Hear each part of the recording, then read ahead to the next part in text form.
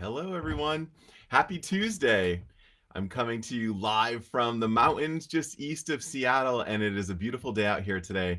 We've had some fantastic weather these past few days, so I'm super excited. And with that time change, we have an extra hour of light, which is even better. So now, typically, it starts to get dark here around this time, and now we're starting to see that sun kind of still going out there, which is really beautiful.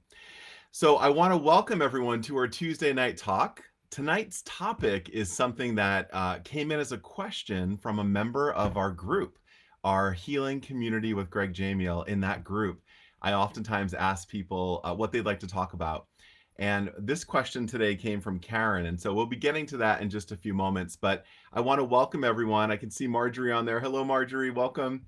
Good to see you guys on here. And I want to take just a few moments here in the beginning to go over some housekeeping items. The first of which is I am super excited to let you know that the Balancing the Chakras month-long course that I'm going to be hosting, we have a date for it. It will begin on Monday, April 19th and end on Sunday, May 16th. So we'll have a month of teachings together in this course, and I expect that registration will be able to be opened in like 2 days. I'm just finishing just a few more little things on that course program that I've been working on. And once that's done, we can open it up for people to register. Now, I wanted to briefly explain things about this course too. There will be two different options for you. One option is to sign on and go watch the videos in the course each week, and then join us live on Sunday evenings for an hour Q&A. And so basically any questions you have that came up that week, we'll cover that in that Q&A. So that's one option you can do. And then you can actually customize your experience this course by adding on 30-minute private sessions with me each week. So each of those 4 weeks, we'll meet together for 30 minutes to answer any of your specific questions and kind of customize this training more towards the experiences that you're having in your own life. So there'll be two different entry points for people. And again, excuse me, that will be live and ready to be opening registration in just a couple of days. So as usual, I want to welcome you all again here. I see everyone kind of saying hello. Hello from San Diego. Susie, good to see you guys. Hey, Bonnie. Hey, Marjorie. Good to see you all. My allergies are still kind of kicking up here, so I'll occasionally be taking some beautiful moon water to wet my whistle. So let's get right into our topic for today. Now, this question came from one of our members, Karen, in our group. And if you're not a member of our private group on Facebook, it's called A Healing Community with Greg Jamiel. You can join that today. And we do ceremonies in there and many other healing things that I just don't like to share publicly. So it's in that private group. So if you want to join that, jump on there. And like I said, I oftentimes ask people what questions they had. Karen's question today was, how do we deal with physical pains that she was told were emotional pains? Now, this is a really big topic, and it goes along with what we've been talking about these past few weeks too, about the energy of things, about the energy of our chakras specifically, and also the energy of emotions, of pain, and of healing. So I want to break this down just a little bit for you so that we can get a better understanding of how certain emotions move through our body, okay?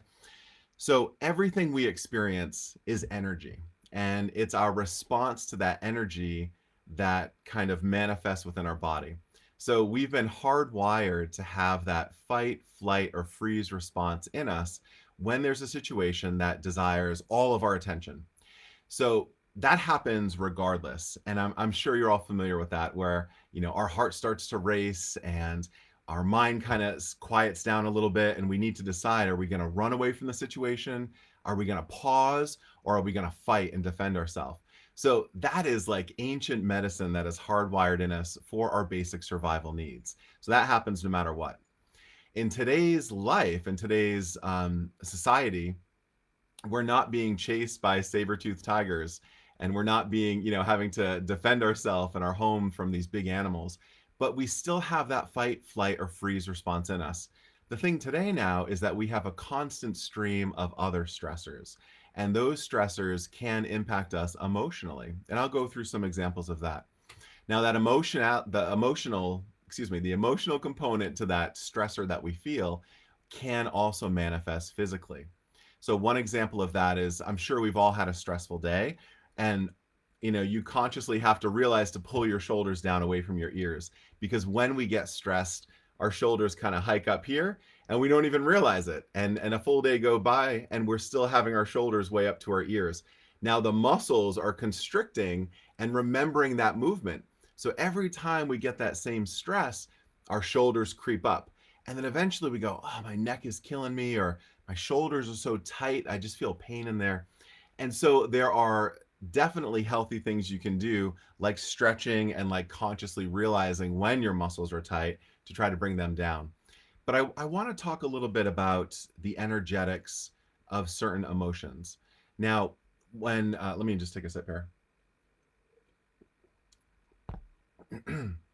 When my mom passed away, I was 21 and she was totally healthy. I saw her the night before she passed. She came into my bedroom and she had just left work, and she said, good night. I'll see you in the morning. And then I woke up to my sister saying, "Wake up, mom's dead." And I was 21 years old, so at 21, it was the first time I had ever experienced a loss, and it was my mom. And I have to say, my body was in complete shock. My mind was in shock. I just couldn't comprehend that this actually happened. And so that muscle memory it was deeply traumatic for me physically and obviously emotionally. But every year now, she died September of 2001. And every year in around September, I begin to feel a little anxious and I begin to feel a little short tempered, and I kind of snap at people a little bit. And it's when I actually look at the calendar and I'm like, oh, it's my mom's anniversary's coming up. So that makes sense. That totally, my body remembers the pain that it felt in that traumatic moment. And every year since, and it's been like 20 years now, but every year since, I still get those echoes of that pain.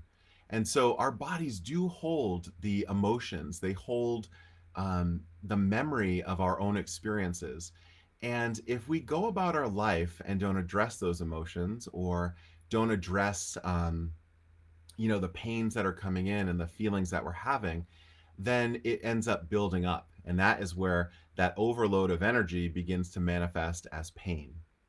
So I want to give a few more examples of this. I oftentimes will say it's like, when you throw a rock into a pond and it makes that ripple and then it continues to ripple out.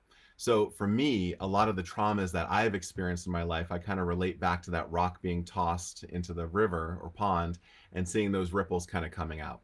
And so every year around that time, I'm like, oof, my body remembers the pain it felt. And so it definitely tightens up. Now, some other things that happen in terms of chronic emotional stressors. So these are things related to personal identity, who we are, and it also relates back to the chakras, which I'll talk about in a moment. But some examples are shame and guilt. If we have shame or guilt in our life, if we have those feelings running through our body, we tend to kind of hunch over a little bit, and our shoulders kind of round in, and we kind of look down a little bit, and we just kind of, the muscles in our body are protecting the heart. They're protecting the center, our most vulnerable place in our body. And so our physical body will kind of shield around that too. If we have insecurities or heartache, that's another big rounding of our shoulders. So if we had been in relationships and maybe had been cheated on or things like that, that were not good, we kind of feel that pain and the shoulders kind of round in to protect that heart a little bit more. Another example is sexual abuse or guilt of your feelings, guilt of being able to be who you are. A lot of times those feelings will manifest in a tightness of hips. So if your hips are really tight and you have experienced that trauma in the past, that may be a correlation between those two things. Headaches and migraines, a great example of talking about the third eye, the brow chakra and the crown chakra. Those headaches and migraines, there's some type of blockage there. And last week, or a few weeks ago, I spoke about how chakras become blocked. And this may be a good time to just refresh that real quickly. And I'll use the example of not enjoying your boss. Let's say, for example, if you're at work and you really don't get along with your boss, every day you go into work, you're like, oh man, I don't want to see that guy. And so those feelings of stress, those feelings are rising up in you.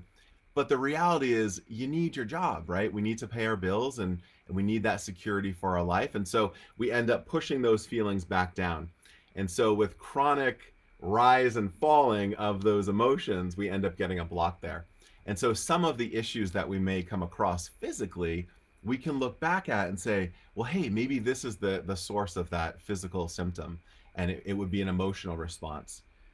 Weight gain is a great example of issues with the root chakra and of feelings of having enough, of having a home and of finances, your basic survival needs. Sometimes when that root chakra goes out of balance, we may gain weight in terms of that. So I also want to talk a little bit today about physical scar tissue and emotional scar tissue. So when I was a kid, I don't know if you can see it on here, but I have this scar on my wrist. I was making a sandwich and my little brother knocked it out of my hands. And so I was chasing him through the house trying to get him. And I ran through the foyer, and we have these French doors between our living room and dining room. And so he ran into the living room and he slammed that French door shut. And I put my hand up to stop it, and it broke through the glass. And when I pulled it out, man, it just shredded my whole arm. And so even now, that happened when I was 16 years old. I'm 42 now. You can still see the scar from that. That scar tissue is there because the body built up excess tissue to be able to strengthen this area so that it would withstand any other type of tear. It was repairing itself. And you can see that all over our body. Whenever we experience a physical pain, if we break a bone or get a cut, our body goes to work to naturally make that area stronger so that we don't suffer a cut or a tear in that area again. Now, thinking of that, this also happens emotionally. So when we suffer a traumatic loss like a mom or a partner or a child or whoever, someone very close to us passes away, we feel that very big heartache. And around our heart, the emotional scar tissue begins to form. And where we see this, let's give an example of a person who was in a relationship and was cheated on, and that relationship ended. So someone has a betrayal in terms of their relationship. And so now their heart is in pain, their heart is hurting. And so emotional tissue, emotional scar tissue will begin to develop around that heart to protect your heart from feeling that same pain again. Now, what happens when that goes on is we end up building a wall around our heart. And so that emotional scar tissue can become very thick, and it can most likely prevent other people from coming in. And I'm sure we may have all experienced something like that. I've definitely experienced that myself. And it takes a lot of work to tear down those walls, right? To bring down that emotional scar tissue in our heart, for example. This can also happen relating back to the chakras now. The chakras are 7 different areas of our life. If we suffer a trauma in one of those areas of our life, then that emotional scar tissue will develop around that area. And we may notice, if we're conscious enough to notice it, we may notice that we're responding to that scar tissue buildup in a certain way. A lot of us don't notice it. And so we go about our life, and going back to that example of being cheated on, let's just say I was cheated on, and oh man, I'm never gonna love again, and I'm never gonna open myself up to be able to be hurt like that again. Well, then 2 years, 5 years, 10 years goes by, and you're still not having a relationship, and you still have those walls up. And so we end up really missing out on a lot of our life because we have these defense mechanisms that are kind of going out of control. They're for a reason, but sometimes they go a little out of balance. And so part of the goal of really getting in touch with our spirit and getting in touch with our mind and body and uniting those 3 things is recognizing and acknowledging when we have been hurt, and that scar tissue is a good thing for the short term, but that we need to go in and consciously remove that emotional scar tissue so that we can continue to live our life in the most vibrant way possible. I see some more friends jumping in there. Hello, Deborah and Karen. How are you guys? Karen, this is about your question today, so it's good to see you on here. Now, we're coming to the end here. I didn't want to go over like I did the last couple of times. So if you do have questions related to emotional issues versus physical issues, definitely write them in there, and I will go through and answer your questions. But for now, I just want to share a few more things about this. There are ways, right? People ask then, well, okay, so how do we heal from this? How do we move through a traumatic experience and begin to welcome energy and life and vibrancy back into our heart if we've suffered a big traumatic loss? One of those ways is through therapy. One of those ways is to talk to a professional, right? To express yourself and to get those emotions out of your body by speaking them to someone who is qualified. I know we all have family and friends who are definitely there to lend a shoulder for us in our time of need, but some of the things that we deal with in our life require additional help and additional resources. So you can definitely go talk to someone when you need to about those issues. Another thing is moving your body. So again, talking about a scar tissue here. When this happened on my wrist, I was in high school. I was a senior in high school and I played volleyball. And so obviously, I'm right-handed. It happened on my right hand and I was spiking the ball all the time. So for a while there, my hand was in a cast and I could not move my arm at all. And so when that cast came off, my arm was weak, the muscles were tight, and I did not have that much flexibility in my hand because it had been locked in that cast for so long. So what did I have to do? I had to do physical therapy and stretch my hand out using rubber bands and just kind of building more pressure when I would do push-ups and put more weight on my wrist to be able to feel those muscles stretch open.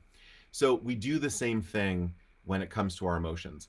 If we move our body and we get our blood pumping, we can generate some energy and some movement and some breath to be able to break apart some of those emotional scar tissues.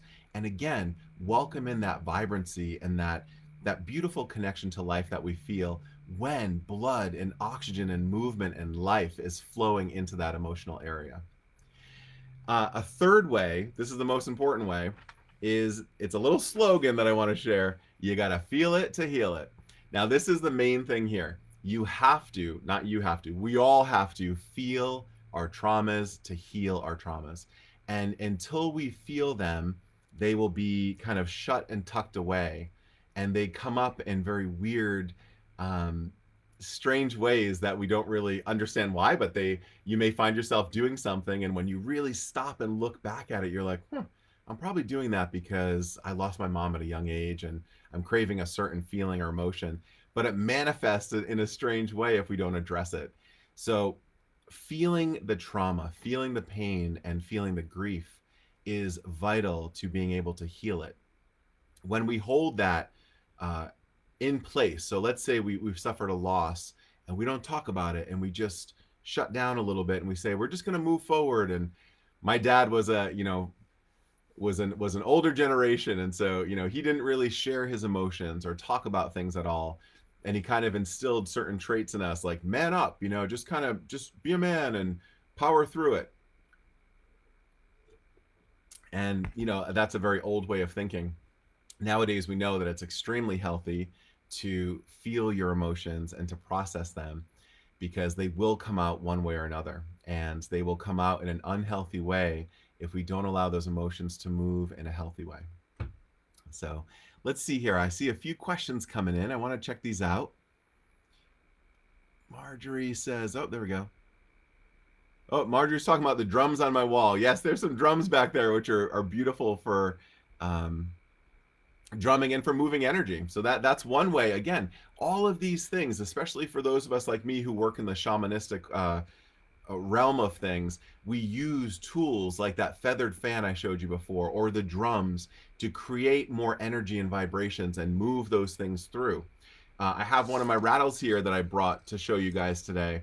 And so we're doing a lot of work with the chakras, and sometimes when we're trying to get those chakras to spin again, I may work with a person over their body, whatever chakra I see is kind of blocked or stagnant. I may kind of spin this rattle, and I'll do this in a second, but spin the rattle and try to encourage that sound, that movement, that energy back into the chakra. And it sounds like this.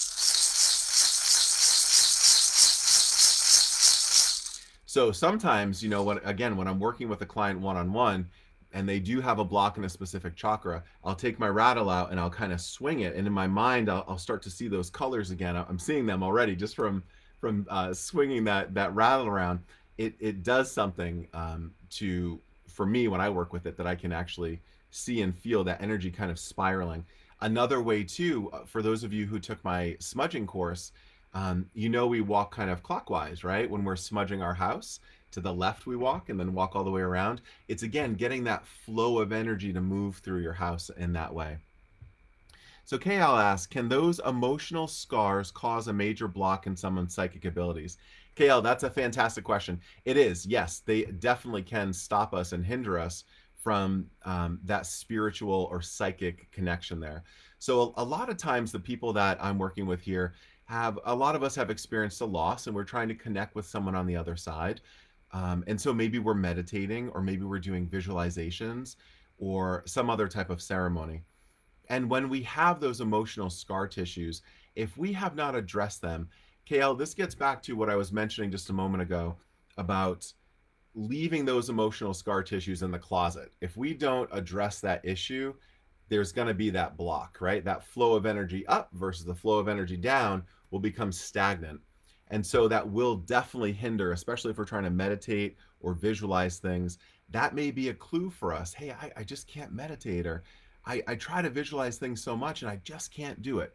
If you feel that way, and you feel that way for quite a long time, if it's a chronic issue, I might look a little bit more into some of the emotional issues that may come up from the way you see yourself in the world, the way you see your life. Maybe you've had dreams and goals in this life that were taken away from you from one reason or another. And that may have caused a block in your ability to see yourself moving and navigating in this world in a healthy way. That may be one issue or one place that you can focus your energy on to see if there's a block there. So yes, that was a great question. Thank you for asking that. Rhonda says, yes, I'm a licensed counselor, but I can't counsel myself.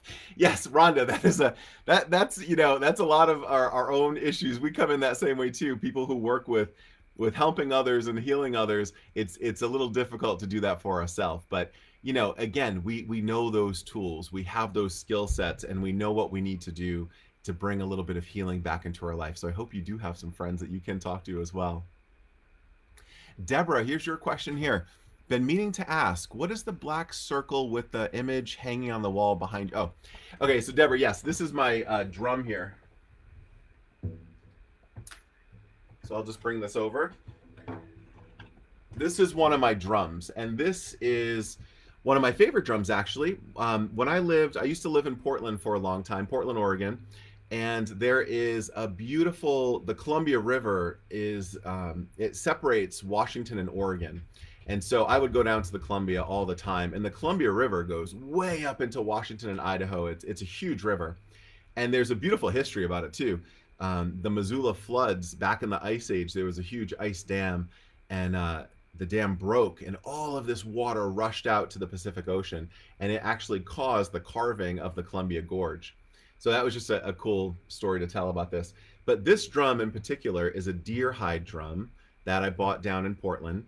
And the image of it is an owl, and it's a petroglyph from a very special place called Celilo Falls in the Columbia Gorge. So a long time ago, there was a native community called Celilo Falls, and the US government decided to build a dam on the river. When they built the dam, it flooded that Celilo Falls community. And so they moved a lot of the petroglyphs that were down by the river up above the river on a rock called Horse Thief Butte. And so you can now go to that butte and you can see all of the different petroglyphs that were there from years ago. And one of them happens to be this owl. And so I was very in love and enamored with that area of the country. And so when I saw this drum and found out that this came from Celilo, I was, inspired to get it. And so now I work with this deer hide drum quite often. And even just speaking by it, I can hear the echo and the resonance. And so I'll play just a little for you, but.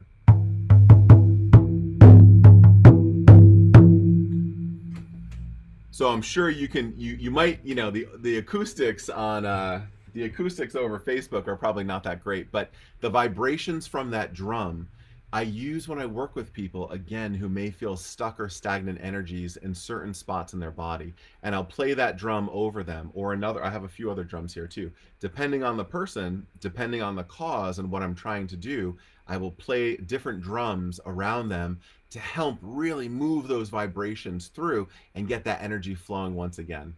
So that was a good question there, Deborah. That's one of my favorite pieces here. Let's scroll down here and see what else we got. So yes, Marjorie, that was the drum. I see you writing in there. Uh, Mina, Greg, are you going to do any classes for clearing chakras in the summer? Yes. So Mina, I had mentioned earlier on in this talk at the beginning of it, I actually have a chakra course coming up, and it's going to be starting on April 19th, and it will go for a month, and so it will end on May 16th, and it's called Balancing the Chakras, and we'll be doing. It's both a combination of I'm filming classes right now for it, and I'm editing them and putting all graphics on it, and that will go into the course. So on Monday of the week that it begins, you'll receive that week's videos. And so you'll log on to my website, you'll go into the courses section, and you'll click on that week, and you'll have all of your homework basically. So you're going to go through and watch these videos where I will express details about the chakras and things that we will use. I'll give you a yoga class. I'll making a meditation for each chakra for you. And so you'll go through each of those processes. And then on Sunday, we will meet together in a Zoom, like a webinar, where you can ask any of your questions that come up in person, and I'll answer those questions for you. So there's two pricing options for that. I'll just say it real quick again. One, you just do exactly that. You go online, watch the videos, and then join us for the Sunday calls. The other option is you do all of that stuff, but then we also have a 30-minute one-on-one private session each of those 4 weeks. So yes, that is going to be open for registration, Mina, probably in 2 days. I'm just finishing a little bit more with building up that functionality of my courses on my site. So yeah, in a couple of days you can see that. And if you go to my site now, gregoryjamiel.com, you'll see that image on the homepage, and it will begin to follow you through that process of figuring out what the course is and then how to register as well. So yes, that will come back up. Let's see.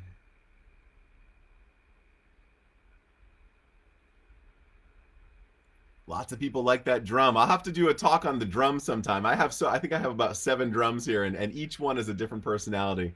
I really, really love them. Doretta, good to see you there. How are you, my friend? Is the archetypes connected to chakras, Bonnie asked. Bonnie, that is a great question. Thank you so much for saying that. So yes, each chakra has different archetypes to them when they are in balance and when they go out of balance. So for example, the root chakra, I'll just talk about one just briefly. There is the martyr and there is the mother. And so when your root chakra goes out of balance, when it is in the dis-ease portion of functionality, there is the martyr effect, where you're very needy and you're the victim of everything. And then when that chakra is in balance, you are the mother. And obviously there's lots of women on our call here. Some of you are mothers. I'm sure you can understand how strong mothers are and how they do so many things for so many people. And so when you have that root chakra in balance, it is that the real shiny side of all of the perks of the root chakra. So yes, Bonnie, each of those chakras that we'll be working with, I'm going to go over this in that course too. Each one has a archetype when it goes out of balance and an archetype when it's in balance. And the interesting thing about this, talking about energy, is if you are aware of how you're acting in a certain situation and you realize that, hey, I'm acting a little bit like this martyr, then you may say, hey, my root chakra may be a little out of balance. What can I do to bring it back into balance or move it more towards the positive side, that mother side? And I'll be sharing different ways and tools and tips in the chakra course that we're going to be doing next month, how to do just that. So yes, all of those things go back and forth, and you do work with different archetypes in each of the chakras. Deborah, let's see your question here. When I get super emotionally upset about the passing of my fiance, my chest hurts like I'm losing my breath, and I feel faint. Which chakras do I need to work on? So Deborah, that's a good question, and I want to say, I want to encourage people, and this is going to be a main part of that chakra course. I want to encourage people to not get hung up on a specific chakra, because each chakra is not only independent of itself, but it is affected and affected by the chakras around it as well. So what you just expressed there, Deborah, you said that you get super emotionally upset about the passing of your fiance. Your chest hurts like you're losing your breath and you feel faint. So there are some physical symptoms like your chest hurting and feeling faint that are manifesting because of that emotional pain that you suffered in your heart. So it is about the heart chakra, especially because it has to do with your fiance. But there are some other solar plexus issues in there. If you're feeling faint and if you're feeling a lack of power, that may be impacting that as well. And if your chest hurts, it's what I was explaining a little bit earlier, where when we do suffer that pain in our heart, the muscles are trying to shield around us. And so they're trying to shield around that heart to protect it. So it's doing a good thing. It's just doing a good thing a little too much. And so we kind of have that rounding and that hunching over, and we do feel that pressure in there. We feel that pain. I mean, it's been 20 years for me and my mom, but sometimes when I think of her, it's like I feel that anxiousness in my heart. I feel that the biggest thing I feel with her is the inability to ask her any questions ever again, to communicate with her and to share things in my life that are going well. And so it's that kind of that severance of talking with my mom, and I can communicate with her in a ceremonial way, and that's its own special beautiful thing. But the reality is, like, I just miss talking to my mom. And so that also revolves around the throat chakra, that expression of my feelings and emotions. So Deborah, that may be a combination of a few different areas, but absolutely the heart. And the thing with that is trying to feel that open chestedness. So when you are feeling the compression around your heart and that squeezing energy, we want to try to open our chest and maybe clasp our hands behind our back, or grab the sides of a chair that we're sitting in and lean forward to open that chest up a little bit, and to create some physical room for the energy that's kind of moving in our heart at that time of thinking about your fiance. That's a great question, though. Thank you for asking that. Let's see if there's any other question. I know we're getting towards the end there. um, KL, you're so welcome over there. All right. Well, it doesn't look like there's any more questions. So if you guys do have some questions, you can always email them to me and I'll answer them for you. Again, just to recap, starting April 19th, we have our chakra program, which is coming up. It's going to be fantastic. And I'm going to be having that page up and ready to register in the next couple of days. You can check my website, gregoryjamiel.com, for that. And also know, too, that if you are having a specific issue that you're working with, you can go to the services page on my website and kind of have you can have a look over at what I offer. Most of my offerings are the same price because every session I do with someone is completely unique and specific to them. So to say that, it's just like, you can just buy any of them, but let me know what you're actually wanting to work with. And if you're having that tough time with a block in your chakra or some type of energy block there, let me know. And there are things that we can do together to help get that energy flowing for you. So I look forward to seeing you again. Deborah just said, great, but wait. Let's see if she writes in a question. Deborah, if you want to, you can always send me an email too. So it was fantastic seeing you guys again, and I look forward to talking with you again next Tuesday. So I'll see you later. Have a great night and sweet dreams.